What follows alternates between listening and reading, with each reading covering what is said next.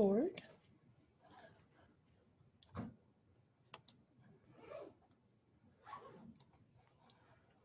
Down.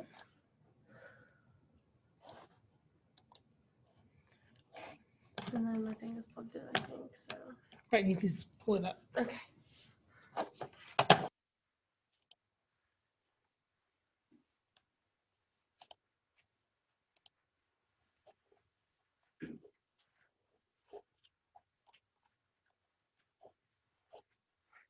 I'm not gonna lie, I don't know how to pull it out whenever. Just pull it out and put it back in. That's what I thought. Okay. Gotcha.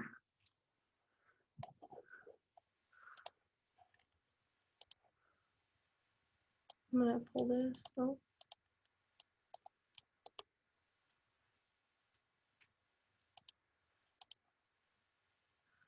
Ignore my like crazy picture. Did it not work?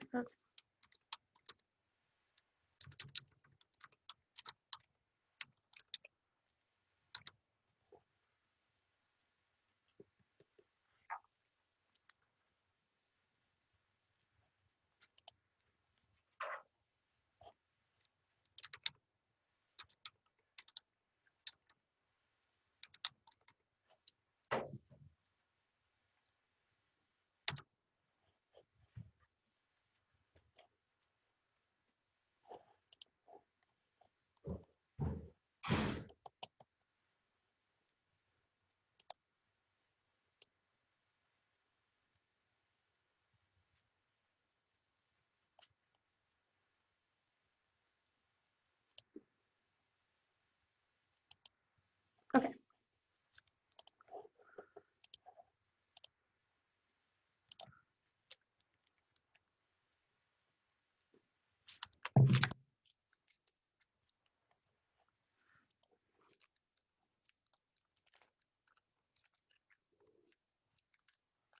Okay. So today I'm going to tell you about rave culture. So your first question may be, what is a rave? And if you look that up on Google, basically it's a dance party with electronic music. But to me, there's a lot more to it. It can happen anywhere from a warehouse to a club to a festival and have a big venue. The prices range depending, some are free, some are really expensive. But it's basically just somewhere you all go, you listen to music, you definitely vibe with the crowd and just dance and have a good time. So societal views, obviously, as soon as you think of rave, you're going to think of drugs because that's what you see on TV, but that's really not the truth. Here, these are some things you've seen before on TV. The guy up there, he's like notorious for being at raves and being like, you know, on drugs. It can get a little crazy. There's actually even a movie about a rave. It's actually based on EDC, which stands for Electronic Daisy Festival. It takes place in New York and Mexico, Orlando and Vegas, and I believe even in the UK somewhere. So if you watch that movie, it gives you like a little bit of a feel of it, but also it's not at all like that. Just maybe the actual concert part of the movie is like it, but otherwise that's nothing like it. In reality, this is what you see. It's very a welcoming community. You see the sign that says all are welcome here. That's very much how it is. You can wear what you want. You can act how you want. You don't have to worry about being judged. You're always going to have a friend there. People are likely to come up to you and try to talk, try to get to know you, even just dance with you and never say anything. You see the girl in the right corner over there crying because she's just so happy because it's really a happy experience. In the top right or top left corner, the bracelets, there's actually something called PLUR. It's PLUR, and that's like really specific to rave culture. It stands for peace, love, unity, and respect. And there's something called Candy Kids, which is like the little bracelets that are beaded bracelets, and they're called candy in like rave culture. And then you do this little handshake. So you stand like this, and then you go peace, love, unity, and respect, and then you take the bracelets and you trade them over each other's hands.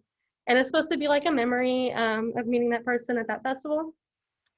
The bottom left here is showing camping. I've camped at a few festivals before. It's, you know, notorious for big festivals and ones that are like likely to be traveled to. Like there's ones in Vegas. I went to Atlanta and stayed at a camping festival. It was really, really hot though, so wouldn't do that again. I went to Ohio for one, and the campground is amazing. They have music, they have like yoga and arts and crafts, and there's so much more to it than, you know, just dancing and drugs, which is what you see on TV. I'm gonna show you the video for that trailer, and it's gonna show you a little bit of like what EDC would look like. Assuming you realize that, the easier it's going to be for you.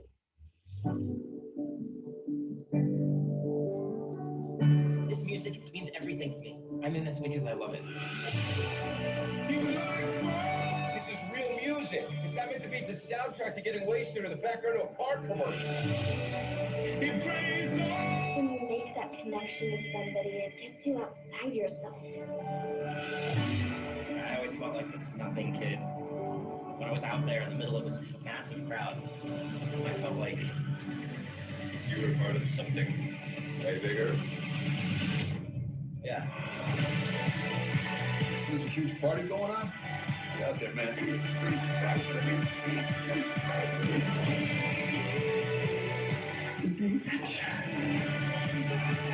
We're in this together. Trust me. You're gonna play an amazing set, and I am gonna be there.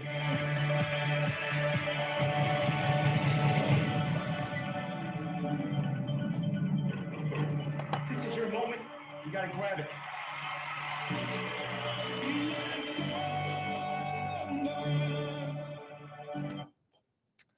So yeah, that shows a little bit of what it's like.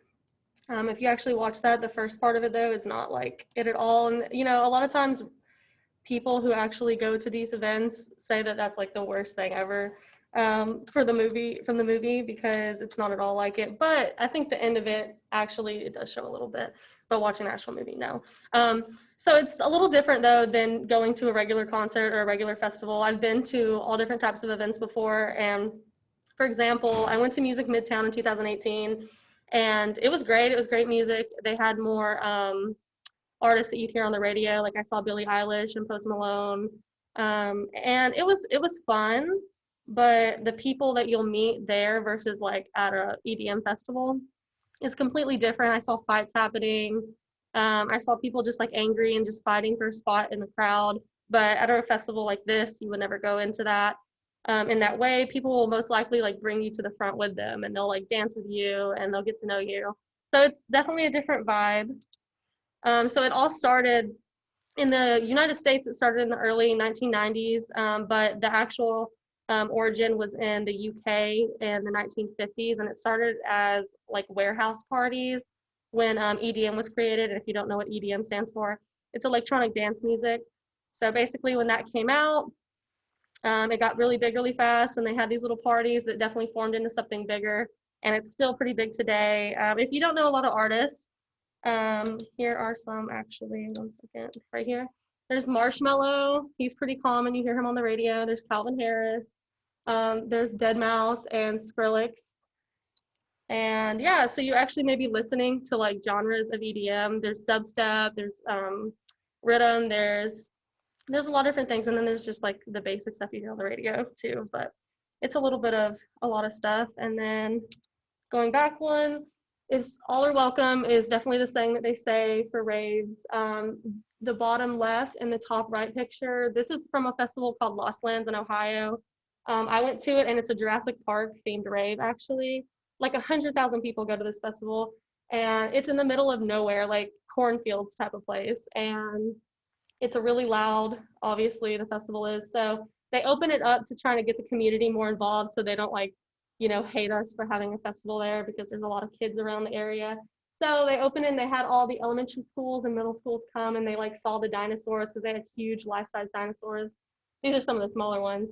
But yeah, they just kind of try to like tell the community more about them and what they're there for, and you know, let the kids have fun too. And then the upper left corner, there's two kids that's at a festival called Electric Forest in Michigan. So obviously, if it was just all about, you know, partying and drugs, they would not let kids come to them. Some of them are 18 and up, but a lot of times they will let people bring their families, and it's a good experience. for Electric Forest, they sit out in the woods and there's lights everywhere and they listen to music and it's just a really happy place. And it's nothing like where you had to be 18. Like there's nothing there you're gonna see and be like, whoa. So yeah, they try to get everyone involved. And then since COVID, COVID had a huge effect on everything. All the festivals were canceled, which is a big deal considering that for some of the festivals, you will pay like 500 or so a person to go. If you camp, it adds like an extra 150 or so. I actually had $1,500 invested into 2020 festival season, and that was a lot. They all got canceled, but they've kind of been trying to keep it going. They have the virtual Rave-a-thon, and you're almost like a Zoom meeting, or sometimes they have like a YouTube video that you can watch of the actual festival, and they want you to like play it on the big screen in your room and like dance. After things started calming down again, probably toward like June or July this last summer, a few months after COVID happened, they did drive-in raves. And as you can see in the upper left corner, that's how it was. It was almost like a drive-in movie, but they had a stage set up. They were really expensive though, and those type of events, even just driving in, were like $300. So I thought that was a little excessive just for one night. Yeah, some places are still having like shows at clubs and stuff like that though, but definitely not at the scale that it was before. So yeah, they lost a lot of money. And then that's it. Thank you guys.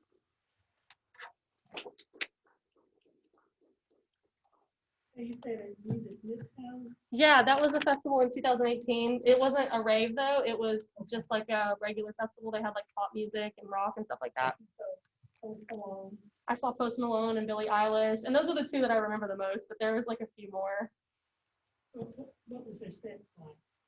Um, What did you think?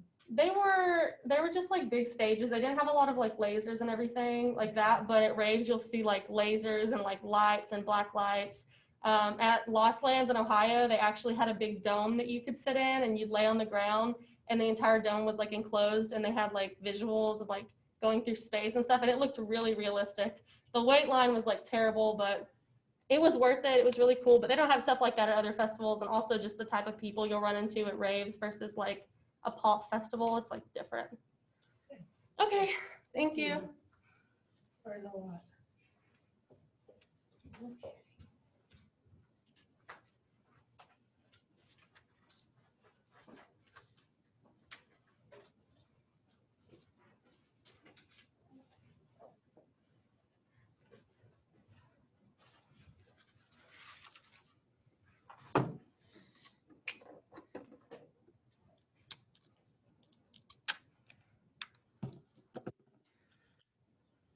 I'm taking the roll. Okay.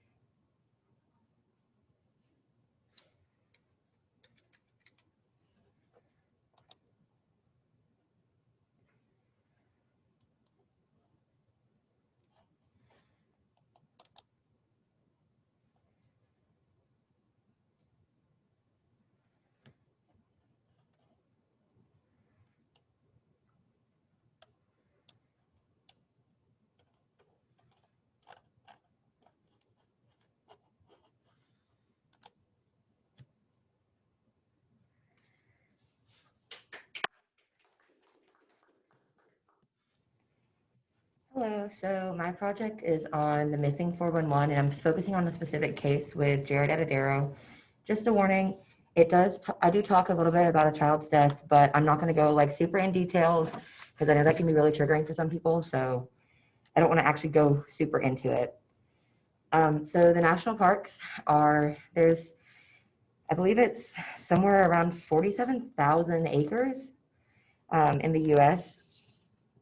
Or no, it's 327, 47,000 injuries occur here. There's like 84 million acres though for the national parks.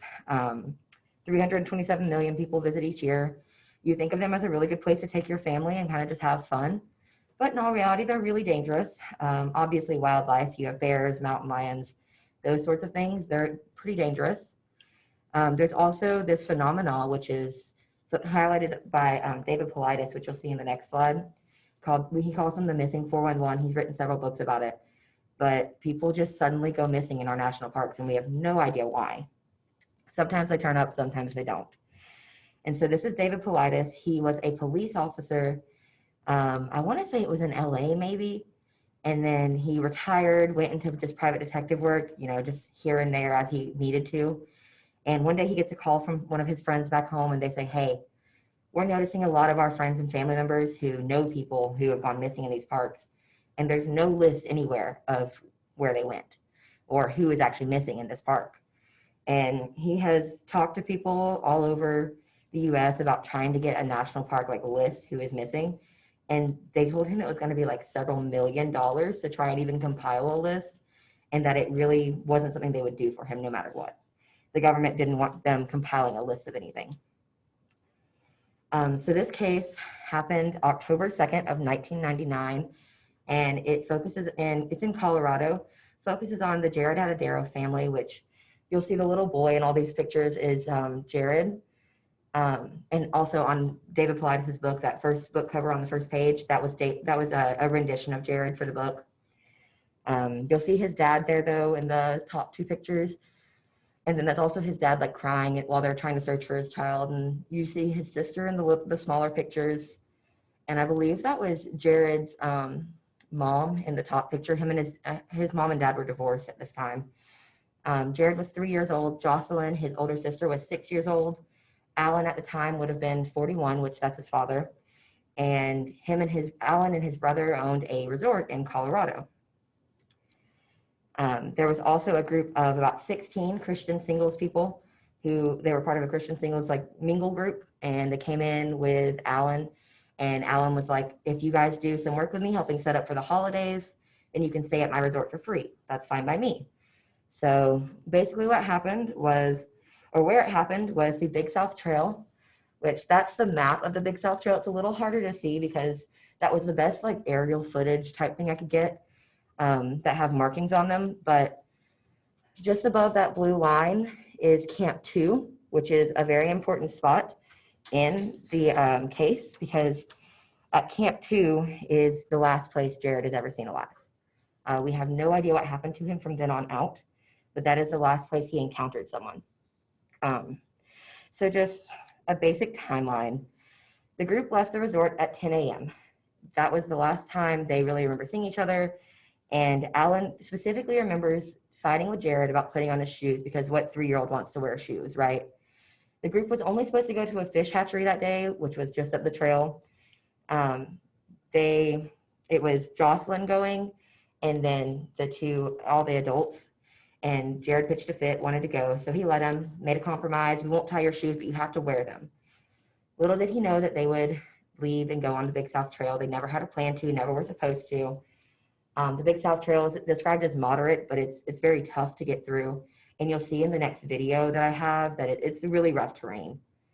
At 11:30, 2 fishermen speak to Jared. They're at Camp 2. That is the last time anyone will ever see him. They talk about, like, are there any bears? Jared asked if there were bears on the trail because he was very interested in it.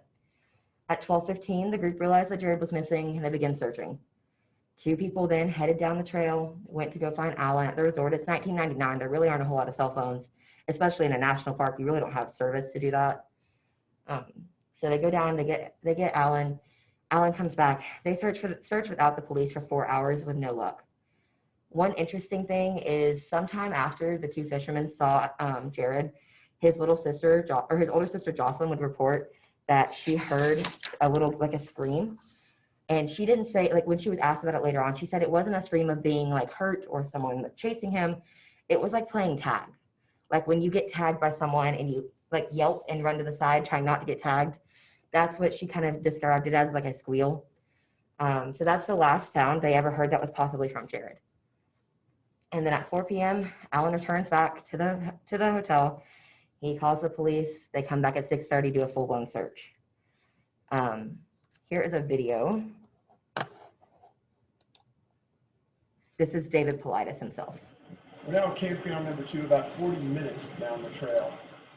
And this is the area where Jared, walking down the trail alone, came across two fishermen next to the river. He asked the two men if they'd seen any bears on the trail. The two men responded that they hadn't seen bear and they hadn't known of any bear on these trails. And Jared nodded to him. The men didn't stop him, and the boy continued past us down further on the trail. These were the last two people to see Jared alive.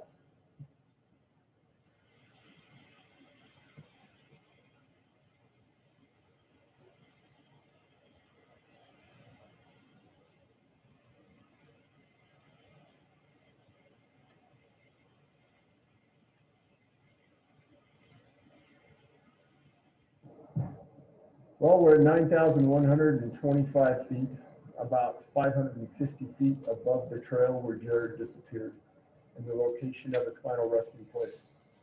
This is the area where search and rescue found one tooth and the top of his cranium. They found his pants inside out, and they also found his sweatshirt essentially in one piece. They also found two shoes, and the shoes show an interesting part of the story in that they almost look brand new, not showing the wearer 4 years in the winter. Now, the climb we just made up this hillside is truly remarkable because my partner and I had to get on our hands and knees to make that climb. We had to stop numerous times, and it was almost an unbelievable trek to get up here with the equipment. The idea that a boy was possibly in the mouth of a mountain lion or a bear and made that journey, especially knowing that Jared's pants and his shoes were on him when he left the trail, knowing that his shoes were not tied. His dad even said that the shoes never would have made the journey up the side of this hill because they weren't tied and they would have fallen off. So it really makes the mind wonder, how did Jared get up here knowing that his shoes were untied, loose on his feet? He didn't like to wear shoes. And yet he made it up, his remains made it up the side of this hill, intact, his two shoes, pants, and his shirt. His shirt was never found, his sweatshirt was found. And the puzzling part of this story isn't a giant puzzle in and of itself. But as we were putting our bags down and setting up for filming, we made a remarkable discovery. As we were putting down our bags, laying on the ground was a Rubik's Cube. So basically he says that the Rubik's Cube was just really odd to be found like that far up in the woods. So Jared was found 4 years after he disappeared.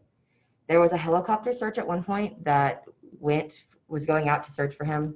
Unfortunately, the helicopter crashed at one point. They had a lot of weather problems that just kept stopping them because it was, October, November, which is when it really starts snowing in Colorado. But if the helicopter hadn't crashed, they believe they would have possibly found his remains that day if his remains were actually there at the time. They'd have no clue what actually happened to him. And if you look up there at the image of the clothes, the pants, that's not from damage to him.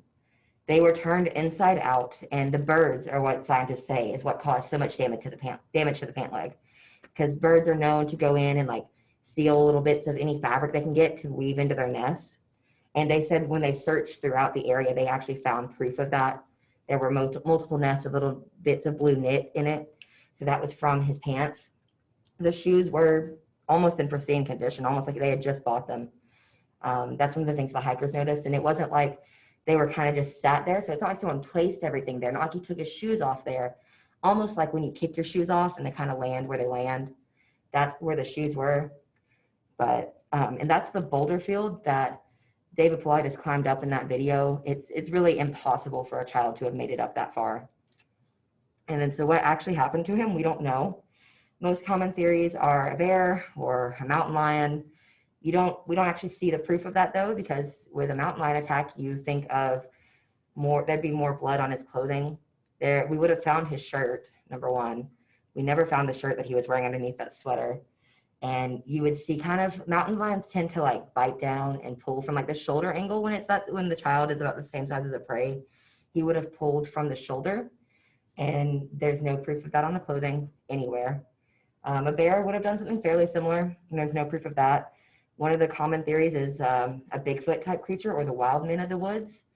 And they're just basically some creature that we don't know what they are, but the kids who go in the woods and stay there too long and get lost report, Mommy, the wolf took care of me. Mommy, the bear took care of me. So that's kind of one of the theories, is that maybe a wolf or a bear type creature tried to take care of Jared and then something happened and he didn't make it. But there's also like a theory of aliens, which I don't see a whole lot of proof in, but if you believe in aliens, maybe there are aliens who took him. So that's my presentation. If you are interested in David Paulides or any of the missing 411 people, I am more than willing to answer any questions. And I know that he has a lot of books that are really good. There's a lot of YouTube channels who highlight these cases, and they're really interesting. That's it.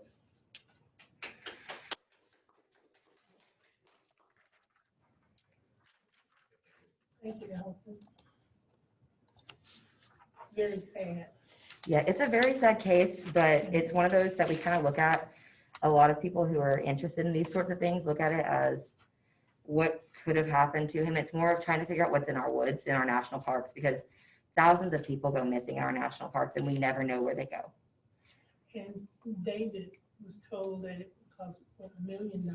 Over $1 million. It'd be several $1 million to try and compile a list. And the government pretty much shut him down and told him, no, we won't do it. They were like, even if you raise the money, we're not going to create that list for you because we don't care. We don't need people knowing what's in our woods. So there's something that the government knows about, is what everyone thinks that are in these woods, whether it be that they have secret testing areas, you know, everyone thinks the military is like, you know, has their secret ops and everything within the US, and no one really knows what it is, but it's very intriguing to try and look in and see why everyone's being stopped at this point. Interesting. Okay, thank you. Next, we will hear from Brenda Clark.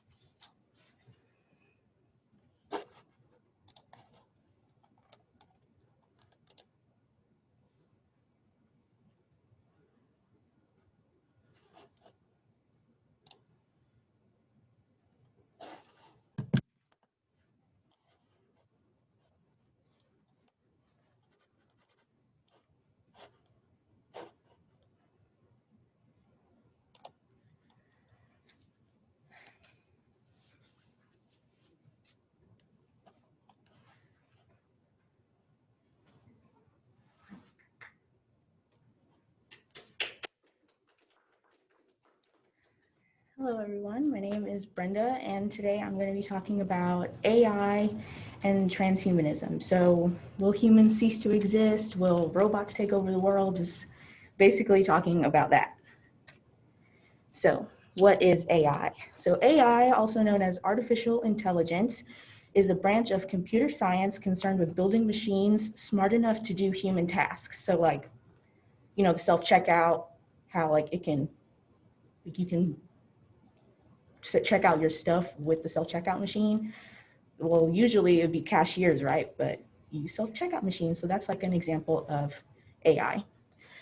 And then transhumanism is the belief or theory that the human race can evolve beyond its current physical and mental limitations, especially by means of science and technology. And I have this character right here. His name is Cyborg. When I was a kid, I used to like love watching Teen Titans on Cartoon Network. And like, he was one of my favorite characters. And he's what you think of when like, you think of transhumanism, because he's half robot, half human in the show. And then there's this video that talks more about it.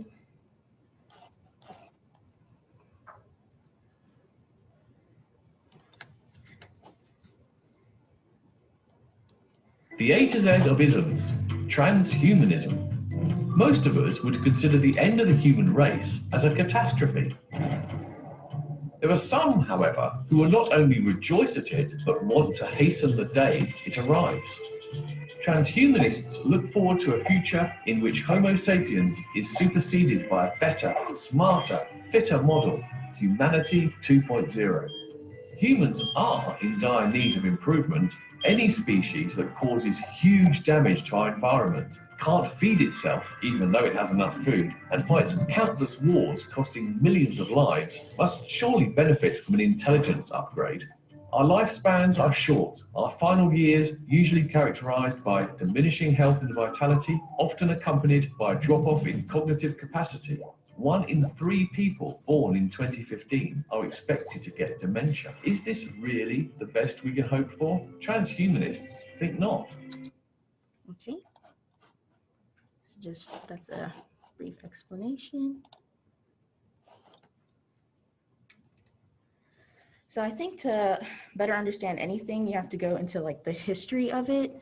So I will just briefly talk about AI and how it came to be. So the history of artificial intelligence dates back to like long ago. You had philosophers that like just thinking about machinery or like robotic humanoids. And it actually dates back like as far as to 380 BC. I wanted to go more into it, but it would just take too long. So it dates back to like 380 BC, but the true advancements in AI didn't come until like the 1900s. The 1900s was just like advancements in medicine, technology, everything.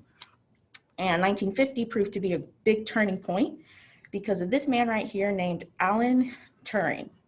So Alan was an English mathematician, computer scientist, just super smart guy. And he published a book titled Computing, Machinery, and Intelligence. And it proposed the question like, can machines think? And this proposal later became the Turing Test, which like it measures the intelligence of machines. And the Turing Test became an important component of philosophy of artificial intelligence because it discusses like the intelligence of machines. And he is actually viewed as the father of computer science because he created the Turing machine, which was like a beginner model to the computer, which was pretty cool. So like a deeper dive into transhumanism is something called biohacking. And there's this video that explains it. I thought it was kind of fascinating, and it's happening today. It's just, I'll just let the video explain it.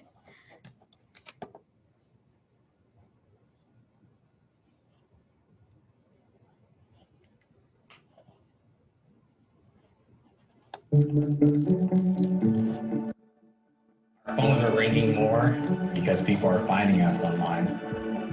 It would have been tougher to grow without Google.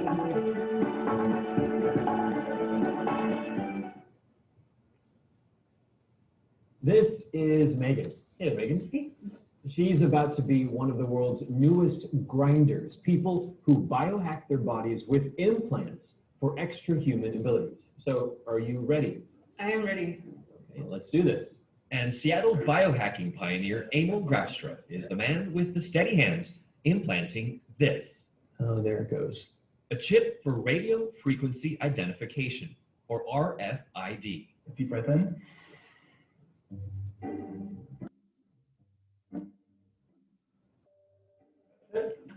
Wasn't as bad as I thought. That is a wincing on your face. Okay. Megan is now one of a small but growing group of people embarking on high-tech upgrades. Why? I have a belief that most things in life are improvable, and that it's our responsibility to act on that improvement. This is one thing you could do. Keyless home entry. Emil, he's been biohacking. Okay. That's basically what biohacking is. It's basically fusing technology with yourself, like what I was talking about earlier with Cyborg and everything. You can put a chip in your hand, and today you can actually like lock your doors. I saw a bunch of TikToks about it. If you have TikTok, this one lady and her whole family have chips in their hand, and they can like open and lock their doors, their cars and everything. It was crazy. So where AI is today. So I have examples. Obviously we have Siri. You can talk to your phone. You can command your phone to do things, and it processes it and understands it and does it. That's like basically what AI is. Same thing with Alexa. You tell her to do something, you tell it to do something, and it does it. And then obviously you have Tesla with the self-driving cars. I mean, it's crazy. And then you have Amazon.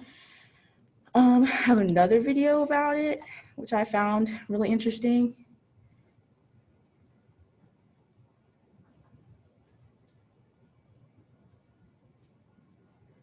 This is Zoe.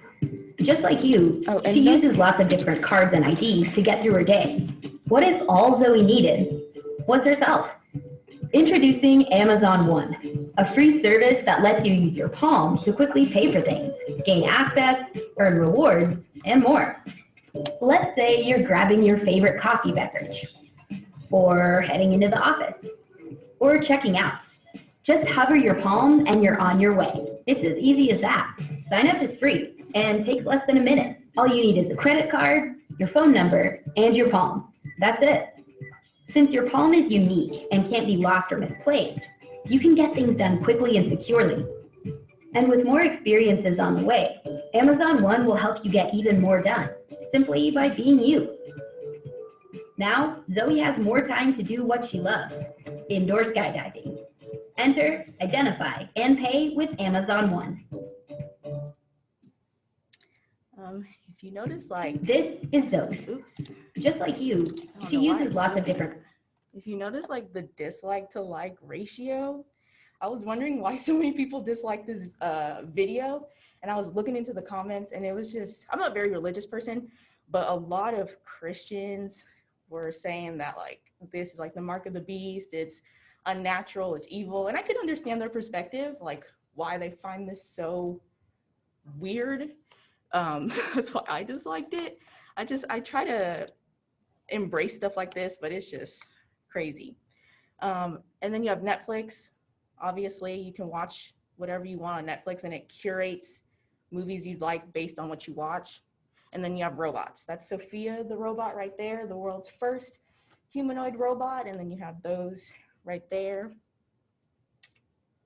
And then, so concerns with AI. I found like 3 big concerns. There's like the religious impact, the constitutional, and societal. So religious, a lot of Christians just feel like AI is like not natural, and like a lot of computer scientists are playing God by creating robots and stuff like this.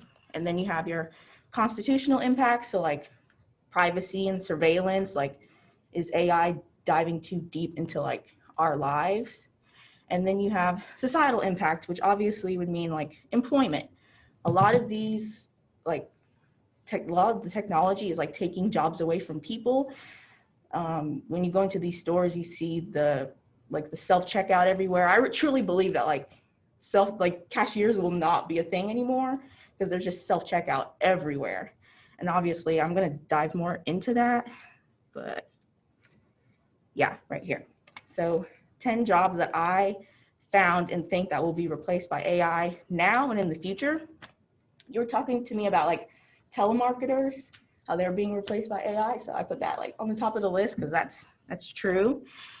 You have pharmacists, which I didn't understand that until I like did research into it. Like I have a picture right there of like a robotic pharmacist. They claim it's because it can like eliminate human error when it comes to like dividing up your medications or something, like that the robot can do it better than humans. Obviously you have your taxi, your bus drivers, your truck drivers, because we have self-driving cars, and pretty soon like nobody's going to be driving those things anymore. Like it's going to be robots.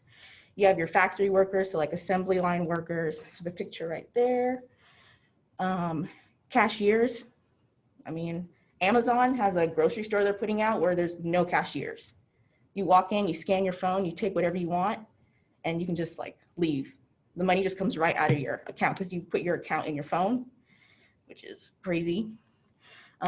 Doctors, for some reason, I just saw it on the list, like when I was doing research for it. I don't really believe that, but they're saying doctors would be one of them. Translators, because you can use your phone to translate.